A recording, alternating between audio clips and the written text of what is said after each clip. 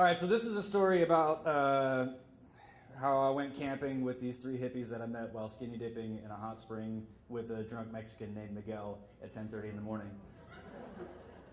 So this one time I went camping with these three hippies that I met at a hot spring with a drunk Mexican named Miguel at 10:30 in the morning outside of Taos, New Mexico. You tend to become fast friends with people when you're sitting in a natural body of water without clothing. Also, Miguel is not relevant to this story. It's just like I love the fact that he was shit-faced in the hot spring.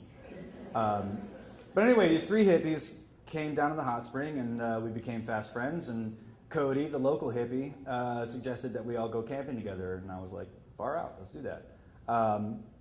And he had a place that he recommended. It was remote but popular, so there was going to be people there, but also remote and therefore desirous. So we drove to this place outside of Cuesta, up a road that a 2002 Prius had no earthly business traversing. It did great. And we were camping next to this high altitude lake. Lake was about 9,100 feet, and Cody wanted to hike up to this higher altitude lake at about 12,000 feet. And the two she hippies that came with us were all about that, and I was like, I smoke, but I'll give it a shot. So I learned that my body starts to hate me at about 11,300 feet. So they kept going. I was just a couple hundred feet from the top, but I turned back because I knew it wasn't going to get any better. It was a great time. We sat around a fire, did campy hippie stuff, and it was great. We woke up the next morning, made coffee, made breakfast, and there was smoke blowing in through our campsite. And we didn't really think anything of it because other people were camping, and I just thought like someone is failing at fire building 101 and is having a real hard time getting their fire going. Whatever. So lunchtime rolls around. Cody gets the idea he's going to go grab his fly rod out of the truck that he's living out of and try to score some lunch from the pond or lake, whatever. And the she hippies decide to join him because he's a beautiful man. He's got his shirt off, and I'm like, go get him, Tiger.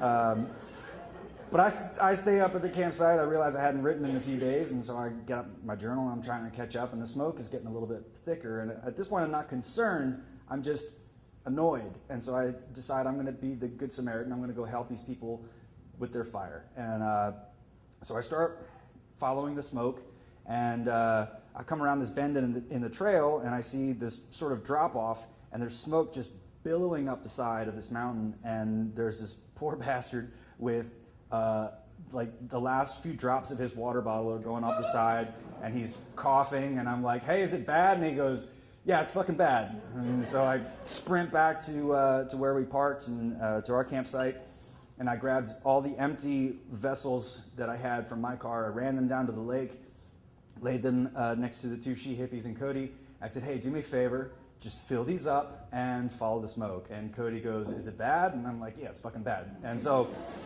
run back to my car, and I grab my 5-gallon water jug, which has about 2.5 gallons in it, and I grab my trusty camp shovel. And I run back to the fire, and there's this drop-off where someone had apparently thrown some coals, and they had done some brush clearing, so it was just like all dead brush on the side of this mountain that was burning. So I dumped what I had and jumped down with the camp shovel and started fighting this fire with the shovel, like yay big. And luckily, one of the other campers was an off-duty firefighter, so he radioed down. But like I said, this is inaccessible. So it took about an hour to get an auxiliary truck up this mountain to contain this fire. All the while, me and one other guy with a shovel are trying to dig trenches around it so it doesn't spread. At 9,100 feet, after running back and forth. And when they showed up and started spraying it, the altitude started to get to me, and endorphins started to drop off, and I felt pretty shitty. But I did find myself thinking back to a Shovels and Rope concert that I went to, at which Carrie Ann Hurst explained that a shovel and rope is the minimum shit that you need to get into and out of trouble. And I did it with just a shovel.